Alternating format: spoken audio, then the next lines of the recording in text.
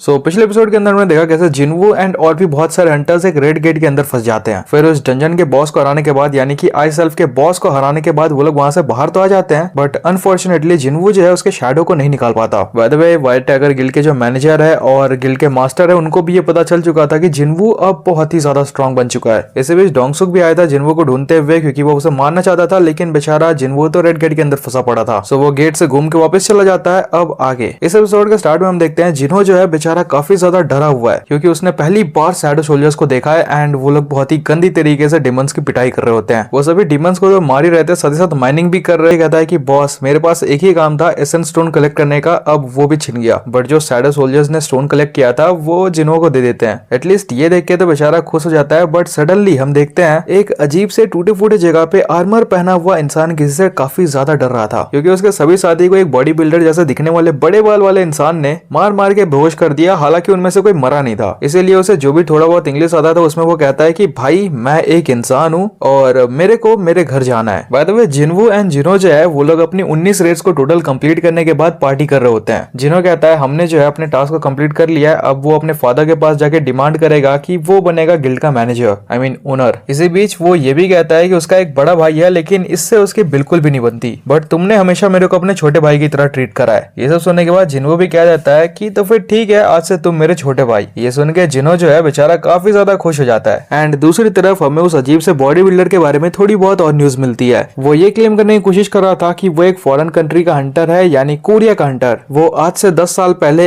एक डंजन के अंदर फंस गया था और फाइनली अभी उस डंजन का गेट क्लोज हुआ है अमेरिका में आके। और वो दोनों ऑफिसर्स ये भी बताते हैं कि वो इससे ज्यादा इन्फॉर्मेशन नहीं निकलवा पाए, क्योंकि ना ही इसको इंग्लिश आती है और ना हम जो है कोरियन बोल सकते हैं। इसीलिए उन्होंने एक एस रैंक हंटर को बुलाया असिस्टेंस के लिए। हालांकि ये काम एक नॉर्मल ट्रांसलेटर से भी हो सकता था, लेकिन ये बंदा बहुत ही ज्यादा पावरफुल है और हम कोई भी रिस्क नहीं लेना चाहते। हो सकता है ये इंसानी भेष में कोई मॉन्स्टर हो। वैसे ये लोग जिस एस रैंक हंटर की बात कर रहे हैं जिनसे इन्होंने हेल्प मांगा है, वो कोई और नहीं बल्कि डोंगसुक है। और ये जो बंदा अंदर फंसा हुआ है इसका नाम है संग इल हॉन। खैर, हमारे जिनू भाई साहब जो है वो अपना सामान वगैरह पैक करके एक हफ्ते के लिए कहीं बाहर निकल लेते हैं। वो कहीं और नहीं बल्कि उस पोशन के रेमेडीज को ढूंढने के लिए जा रहे थे, जिसे पिलाने के बाद शायद उनकी माँ ठीक हो जाए। पिछली बार जब जिनवू उस डंजन के अंदर गया था, भाई का बहुत ही गंदा धुलाई हुआ था, लेकिन इस बार वो पहले से काफी ज्यादा स्ट्रॉन्ग हो चुका है। जैसे ही डंजन का गेट ओपन करने के बाद वो कैसल के अंदर आता है, उसे एक टास्क मिलता है जिसमें कि उसे अगले लेवल पे जाने के लिए 10,000 शैडोज को एक्सट्रैक्ट करना है। जिनवू इस बात से सरप्राइज नहीं था कि उसे 10,000 शैडोज को एक्सट्रैक्ट करना है, बल्कि वो इस बात से शॉक था कि यहाँ पे 10,000 शैडोज होंगे।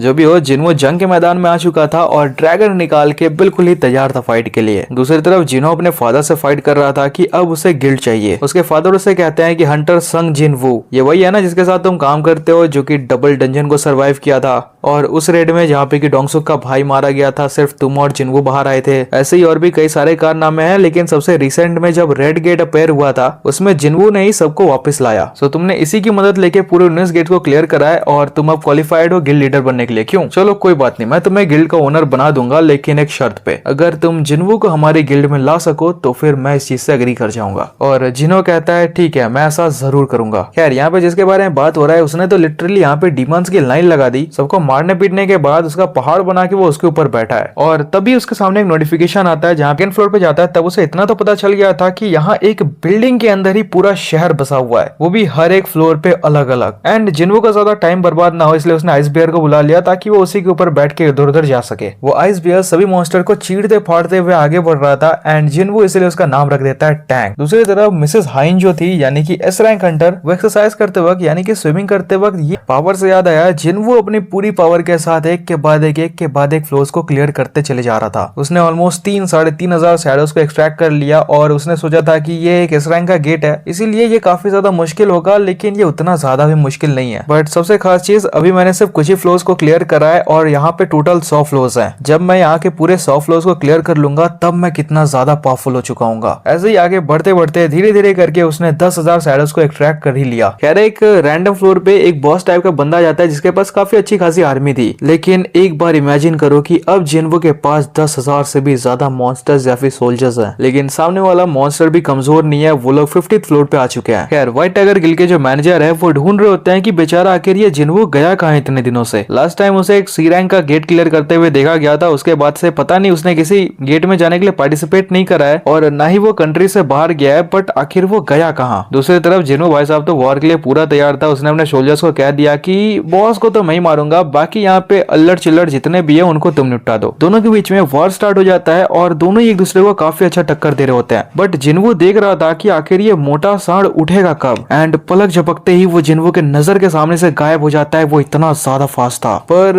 हमारे जिन्वो से ज्यादा नहीं। जिन्वो वहां से बच निकलता है एंड एक पंच देता है उसके मुंह पे। जिन्वो देखता है उसका पंच काफी ज्यादा पावरफुल हो चुका है, उसने काफी तगड़ा लेवल अप कर लिया। लेकिन अफसोस के साथ कहना पड़ेगा वो मॉन्स्टर अभी मरा नहीं है। अब वो पहले से ज्यादा गुस्सा और खूंखार हो चुका था। वो जिन्वो के ऊपर हमला करता है, बट जिन्वो आयरन से उसकी शील्ड मांग लेता है एंड उसके अटैक को रोक लेता है। नॉन स्टॉप वो जिन्वो के शील्ड पे अटैक करे जा रहा था, उसे 1 सेकंड का भी टाइम नहीं मिल रहा था। जिन्वो मनी मन सोच रहा है कि ये बंदा इतना ज्यादा मोटा तगड़ा साथ ही साथ फास्ट है। लेकिन फाइनली एक मौका मिलते ही जिन्वो हवा में कूद के अपना ड्रैगन निकालता है, बट वो जिन्वो के स्पीड को भाप लेता है एंड जिन्वो को अपना अटैक कैंसिल करना पड़ेगा। जिन्वो के पास अब कोई भी ऑप्शन नहीं बचा था वहां से भागने के अलावा, इसलिए वो काफी तेज भागना चालू करता है। बट वो मोटा राक्षस जिन्वो से ज्यादा फास्ट है, वो उसे ऑलमोस्ट पकड़ने ही वाला था, तभी जिन्वो को दिखता है एक टूटती हुई बिल्डिंग। जिन्वो बिल्डिंग के पास जाके ऊपर चला जाता है, बट वो मोटा ब्रेक नहीं लगा पाता और बिल्डिंग से ही जाके भिड़ता है। इसी का फायदा उठाते हुए जिन्वो ऊपर से उसके ऊपर हमला कर देता है, उसके कंधे को पूरी तरीके से काट डालता है और जो बिल्डिंग टूट के गिर रही थी पूरी की पूरी उस मोटे के ऊपर गिर जाती है और उसका काम तमाम हो जाता है। दूसरी तरफ डोंगसुक जो है वो मिस्टर संग के पास जा चुका है। वो उसके पास जाके वो भी नहीं होगा, आखिर तुम हो कितने पावरफुल, और ये सुन के भाई डोंगसुक की सड़क जाती है। खैर डोंगसुक जब लिस्ट में थोड़ा और पढ़ता है तो उसे पता चलता है कि इसकी एक वाइफ और 2 बच्चे भी हैं, और ये सुन के वो काफी ज्यादा खुश हो जाता है। एंड जब उसे पूछता है कि क्या तुम्हें पता है तुम्हारे बच्चों का नाम क्या है, तब मिस्टर संग उसे बताते हैं कि हाँ मेरे बच्चे का नाम है जिन्वो। और यहाँ से पता चलता है कि ये इंसान कोई और नहीं बल्कि जिन्वो के फादर है। ये सुन के डोंगसुक काफी ज्यादा एक्साइटेड हो जाता है और वो तरीके से तैयार थे। बाय द वे दूसरी तरफ जिन्वो जो है वो फ्लोर्स पे फ्लोर्स क्लियर करे जा रहा था और बहुत ही आराम से सभी मॉन्स्टर्स को मार दे रहा था। एंड लेवल अप तो भाई जैसे मानो मक्खन हो गया उसके लिए। दूसरी तरफ जिस जगह पे डोंगसुक और जिन्वो का फादर था वहां पे पूरी तरीके से आग लग चुका है, वहां का पूरा इलाका बर्बाद हो चुका है, यानी कि उन दोनों के बीच में फाइट हो चुकी। वहां के लोगों को इतना तो पता चल चुका था कि यहाँ पे 2 एस रैंक हंटर्स के बीच में फाइट हुआ है या फिर उससे भी बदतर यहाँ पे कुछ हुआ है। डोंगसुक को लिटरली यहाँ पे अधमरा कर दिया गया है, इतनी बुरी तरीके से उसे मारा गया है। जिन्वो के फादर ने डोंगसुक को ऑलमोस्ट ऊपर वाले के पास पहुंचा ही दिया था, बस उसकी सांसें चल रही है। वेल जिन्वो जो है अब वो 75th फ्लोर पे आ चुका है, बट दिक्कत की बात यहाँ पे ये है कि उसका खाना वगैरह खत्म हो गया, सो वो अब यहाँ से आगे नहीं जा सकता। अभी भी 25 फ्लोर्स बचे हुए हैं। उसे काफी सारी जगहों पे अलग अलग चीजें भी मिली, जैसे कि ये इयररिंग जो कि उसे लेवल 50 पे मिला था, और ये स्केलेटन का नेकलेस जो कि अभी अभी उसे मिला 75th फ्लोर पे। प्लस जो उनके सोल्जर्स थे उनका भी लेवल इंक्रीज हुआ है, यानी कि वो अब पहले से और भी ज्यादा स्ट्रॉन्ग होते चले जा रहे हैं। खैर उसे एक अजीब सा चाबी भी मिलता है जिसके बारे में कुछ भी नहीं लिखा था, ना उसका नाम, ना उसका रैंक, ना कैटेगरी, कुछ भी नहीं। ये सारे इन्फॉर्मेशन उसको तब मिलेंगी जब जिन्वो और भी ज्यादा स्ट्रॉन्ग उसे मिल चुकी लेवल 50 एंड लेवल 75 पे। एंड जो आखिरी इंग्रेडिएंट है ये कब मिलेगा ये देखना बाकी है। जिन्वो कह रहा होता है कि अब बस एक ही चीज बचा है और उसके बाद शायद माँ पूरी तरीके से ठीक हो जाए। देन वो उस डंजन से बाहर की ओर निकल लेता है, ये कहते हुए कि वो यहाँ जल्दी आएगा और इस बार और भी जल्दी काम निपटाएगा। यहीं पे होता है हमारा सीजन 2 एपिसोड 3 खत्म। उम्मीद है आपको बाकी एपिसोड्स की तरह ये एपिसोड भी काफी ज्यादा पसंद आया होगा। अगर वीडियो पसंद आए तो वीडियो को लाइक कर दो, चैनल पर नए हो तो सब्सक्राइब कर दो, एंड सबसे इंपॉर्टेंट चीज भाई बेल आइकन दबाना बिल्कुल भी ना भूलना, ताकि जैसे ही हम कोई नया एपिसोड रिलीज कर आपके पास नोटिफिकेशन आ जाए बिल्कुल ही तुरंत। मिलते हैं अगले एपिसोड में। Thanks for watching till the end, bye bye.